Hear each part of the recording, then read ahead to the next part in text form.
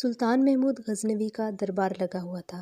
دربار میں ہزاروں افراد شریک تھے، جن میں اولیاء، کتب اور ابدال بھی تھے۔ سلطان محمود نے سب کو مخاطب کر کے کہا، کوئی شخص مجھے حضرت خضر علیہ السلام کی زیارت کروا سکتا ہے؟ سب خاموش رہے۔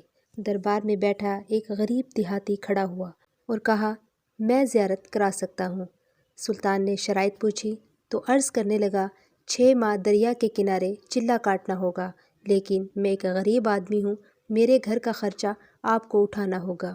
سلطان نے شرط منظور کر لی۔ اس شخص کو چلہ کاٹنے کے لیے بھیج دیا گیا اور گھر کا خرچہ بادشاہ کے ذمے ہو گیا۔ 6 ماہ گزرنے کے بعد سلطان نے اس شخص کو دربار میں حاضر کیا اور پوچھا تو دیہاتی کہنے لگا، حضور کچھ وظائف الٹے ہو گئے ہیں، لہٰذا 6 ماہ مزید لگیں گے۔ مزید 6 ماہ گزرنے کے بعد سلطان محمود کے دربار میں اس شخص کو دوبارہ پیش کیا گیا تو بادشاہ نے پوچھا، میرے کام کا کیا ہوا؟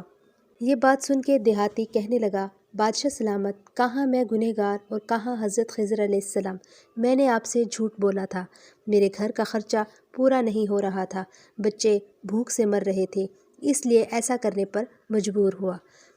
سلطان محمود غزنوی نے اپنے ایک وزیر کو کھڑا کیا اور پوچھا، اس شخص کی سزا کیا ہے؟ وزیر نے کہا، سر، اس شخص نے بادشاہ کے ساتھ جھوٹ بولا ہے، لہٰذا اس کا گلا کاٹ دیا جائے۔ دربار میں ایک نورانی چہرے والے بزرگ بھی تشریف فرما تھے، کہنے لگے، بادشاہ سلامت، اس وزیر نے بالکل ٹھیک کہا۔ بادشاہ نے دوسرے وزیر سے پوچھا، آپ بتاؤ۔ اس نے کہا، بادشاہ سلامت، اس شخص نے بادشاہ کے ساتھ فراڈ کیا ہے، اس کا گلا نہ کاٹا جائے بلکہ اسے کتوں کے آگے ڈالا جائے تاکہ یہ ذلیل ہو کے مرے، اسے مرنے میں کچھ وقت تو لگے۔ دربار میں بیٹھے اسی نورانی چہرے والے بزرگ نے کہا، بادشاہ سلامت، یہ وزیر بھی بالکل ٹھیک کہہ رہا ہے۔ سلطان محمود غزنوی نے اپنے پیارے غلام ایاز سے پوچھا، تم کیا کہتے ہو؟ ایاز نے کہا، بادشاہ سلامت، آپ کی بادشاہی سے 1 سال ایک غریب کے بچے پلتے رہے، آپ کے خزانے میں کوئی کمی نہیں آئی اور نہ ہی اس کے جھوٹ سے آپ کی شان میں کوئی فرق پڑا ہے۔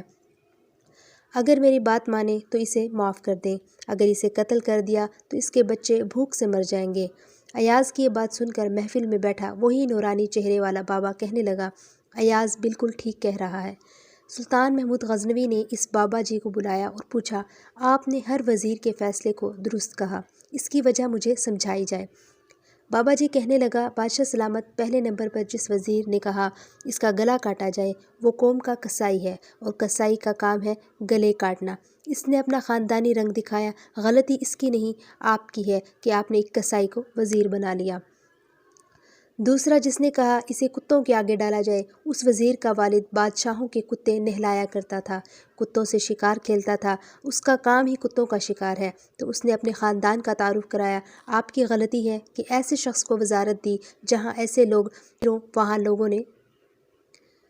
ایسے لوگ وزیر ہوں وہاں لوگوں نے بھوک سے ہی مرنا ہے۔ اور تیسرا ایاز نے جو فیصلہ کیا تو سلطان محمود سنو، ایاز سید زادہ ہے۔ سید کی شان یہ ہے کہ سید اپنا سارا خاندان کربلا میں ذبح کر دیتا ہے مگر بدلہ لینے کا کبھی نہیں سوچتا۔